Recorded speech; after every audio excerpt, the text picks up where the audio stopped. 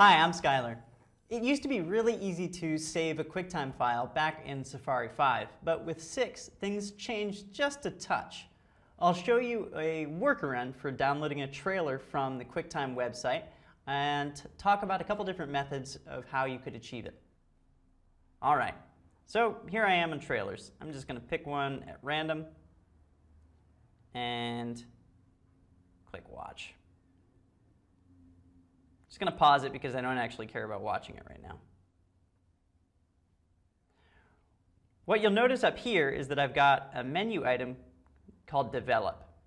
If you don't see this, we'll have to turn it on first.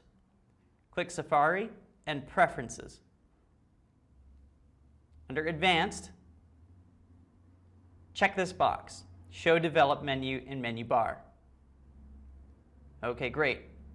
Now, go up to Develop and click Show Page Resources. Select this tool here, this little pointing finger. Click on the video, and it brings you to the line of code which referenced that resource. Click this link.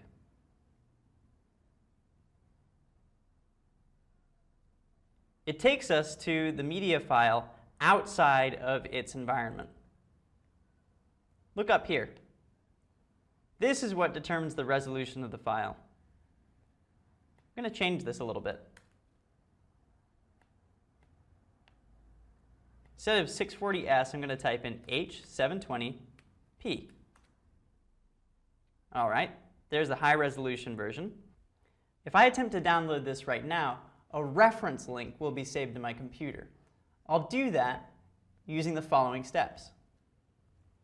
Click the URL and move your cursor to the very end of it. Hold your Option key and press Return. All right, we saw that little link go down into my folder, and I'll click it.